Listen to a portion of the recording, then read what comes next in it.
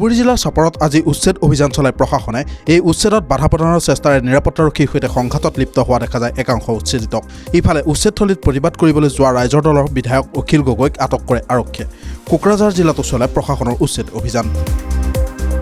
গুৱাহাটী চিকিৎসা মহাবিদ্যালয় হাস্পতালত অগ্নিকাণ্ড, GMCHৰ অৰ্থপেডিক বিভাগত জুইৰ সূত্ৰপাত হয় আৰু লগে লগে চাৰিওফালে ক'লা ধুৱাই আগুৰি ধৰে।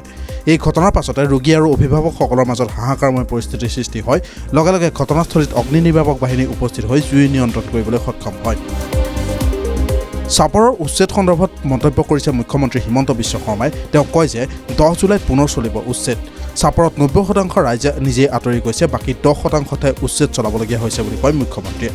ইফালে অখিল গগৈক আটক সন্দৰ্ভত মুখ্যমন্ত্ৰীয়ে কয় যে অখিল গগৈৰ কাম কৰিব আৰু মই মোৰ কাম কৰিম। প্ৰদেশ কংগ্ৰেছৰ সভাপতি গৌৰৱ গগৈক কটাক্ষ প্ৰাক্তন কংগ্ৰেছী কমলাক্ষ দেৱপুৰকাস্থৰ। গৌৰৱ গগৈয়ে 10 বজাৰ পৰা 5 বজালৈ অফিচ ৰাজনীতি কৰা বুলি কটাক্ষ বিধায়ক কমলাক্ষ দেৱপুৰকাস্থৰ। তেওঁ লগতে কয় যে শিলচৰত অসুস্থতাৰ দোহাই দি কংগ্ৰেছ কৰ্মীক লগ কৰা নাছিল গৌৰৱ গগৈয়ে। পশ্চিমবংগৰ এগৰাকী ব্যক্তিলৈ NRC জাননী অসম চৰকাৰৰ। উত্তম কুমাৰ নামৰ লোকজনে অবৈধভাৱে ভাৰতত প্ৰৱেশ কৰা বুলি উল্লেখ কৰা হৈছে জাননীখনত। এই বিষয়ত বিজেপি তথা অসম চৰকাৰক তীব্ৰ সমালোচনা কৰে পশ্চিমবংগৰ মুখ্যমন্ত্ৰী মমতা বেনাৰ্জীয়ে।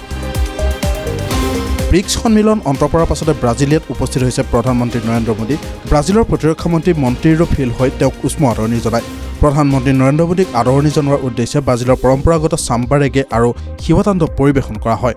ব্ৰাজিলৰ ৰাষ্ট্ৰপতিৰ আমন্ত্ৰণ মৰ্মে লেটিন আমেৰিকা দেশখনত উপস্থিত হৈছে প্ৰধানমন্ত্ৰী নৰেন্দ্ৰ মোদী।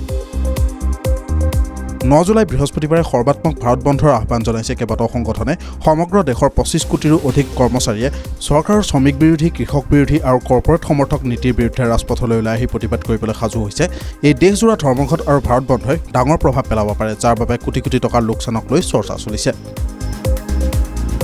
ভাৰতীয় মহিলা ক্ৰিকেট দলৰ অন্যতম প্ৰভাৱশালী খেলুৱৈ দীপ্তি শৰ্মাই লাভ কৰিছে এক অনন্য কৃতিত্ব। T20 ক্ৰিকেটত শীৰ্ষ বলাৰৰ তালিকাত অষ্ট্ৰেলিয়াৰ এনাবেলক পিছ পেলাই দ্বিতীয় স্থান দখল কৰিছে দীপ্তি শৰ্মাই। ৰাজধানী দিল্লীত সংঘটিত হৈছে শোকাবহ ঘটনা। এগৰাকী যুৱতী আৰু এটি ছমহীয়া কন্যা শিশুক অতি নিৰ্মমভাৱে হত্যা কৰা হয় মঙলবাৰে। যুৱতীগৰাকীৰ প্ৰেমিকে এই হত্যাকাণ্ড সংঘটিত কৰাৰ সন্দেহ আৰক্ষীৰ। এই ঘটনাৰ তদন্ত চলি থকা বুলি জানিবলৈ দিয়ে আৰক্ষী বিষয়াসকলে।